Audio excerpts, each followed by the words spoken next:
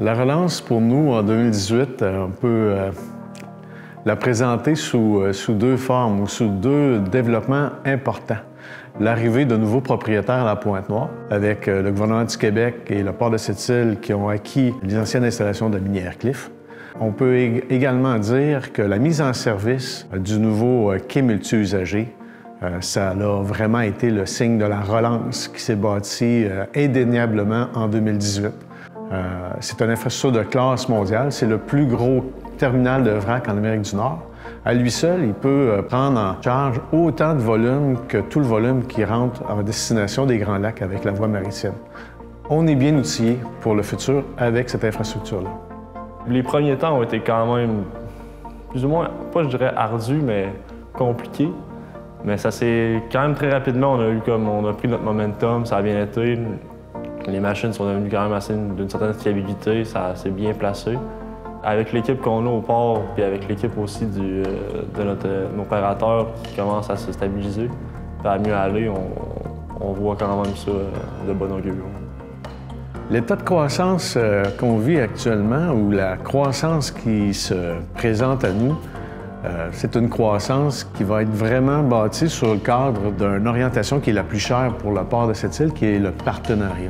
Ce partenariat-là, il s'est bâti avec les ententes long terme que le port de Sept-Îles et le gouvernement du Québec, avec sa filiale, la Société ferroviaire et portuaire de Pointe-Noire, ont implanté à la fin des années 2017, début 2018, pour assurer le plein potentiel de tout ce secteur-là et pouvoir faire en sorte que toute l'industrie minière en périphérie de la région de Sept-Îles, Port-Cartier puis le Nord, puisse compter sur les infrastructures de classe mondiale qu'on a à Pointe-Noire. On peut penser à des sociétés minières comme Tata Steel, Minerais de Fer Québec, Takora, et aussi Alderon bientôt qui convoite un démarrage de ces activités là, tout près de Labrador-Cité. Tout cette activité-là minière, ça peut représenter des volumes de croissance vraiment importants pour le port. On parle de tout près de 25 à 30 millions de tonnes de nouvelles cargaisons d'ici les 3 à 5 prochaines années. C'est une croissance qui va être, sur Saint-Laurent, vraiment remarquable par rapport aux expéditions que le port va devoir, avec ses partenaires, prendre en charge. Il y a aussi des orientations que les deux parties, le port et le gouvernement du Québec, ont prévues dans leur entente pour permettre l'arrivée de nouvelles industries. On n'a qu'à penser à l'usine de boulettes de Pointe-Noire, pour laquelle il y a déjà des modalités qui sont prévues pour accélérer la reprise ou la relance de cet actif-là, qui va vraiment, lors de son redémarrage, apporter ou contribuer également au développement de notre région. Le défi de cette année, ça va être d'organiser l'entretien, d'avoir plus une grande structure, surtout au niveau de la croissance aussi du tonnage qu'on va avoir. Donc, on a encore plusieurs défis qui s'en viennent. Par contre, on sait plus qu'est-ce qui se passe, on est plus au courant de nos actifs. On sait si les problématiques sont plus où, qu'est-ce qui est ciblé, qu'est-ce qu'on a à cibler pour régler ces problématiques-là. En faire partie, on dirait, de la croissance un peu de la ville. On peut voir, c'est pas rien ce quai-là. Il y a quand même une certaine grandeur associée à ça. Puis il n'y a pas beaucoup de quais, je pense, dans le monde qui sont de ce type-là ou de ce calibre-là pour la ville qu'on a en plus. Donc, le port et la ville ont décidé de travailler ensemble pour donner le mandat à l'INRES afin de faire un observatoire échelonné sur plusieurs phases. Les résultats de l'observatoire ont permis de démontrer qu'en général, la baie de Sept-Îles est en santé. Par contre, naturellement, il reste quelques petits points à valider et à vérifier qui seront faits dans des phases ultérieures. En 2019, nous aurons un congrès international sur les zones industrielles-portuaires et parmi les chercheurs qui vont venir faire des présentations, il y en a plusieurs qui ont travaillé justement sur l'observatoire. C'est des chercheurs qui sont de réputée mondiale et nous sommes très fiers de les accueillir à la fin du mois de mai ici à Sept-Îles, justement pour une première. L'autonomie pour le port de Sept-Îles s'est présentée lorsque le gouvernement a décidé de semi-privatiser le réseau portuaire qui pouvait être autonome financièrement au pays.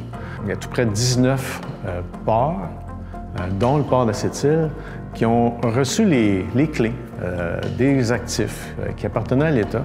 Ça a été un levier extraordinaire pour nous permettre de de prendre en charge ces actifs-là, conserver les recettes ou les revenus des activités générées par l'activité portuaire pour les réinjecter en investissement, mais aussi rencontrer l'obligation qu'on a d'assurer la pérennité des actifs, mais vraiment de faire en sorte qu'on ne dépende plus du fédéral pour prendre les décisions chez nous.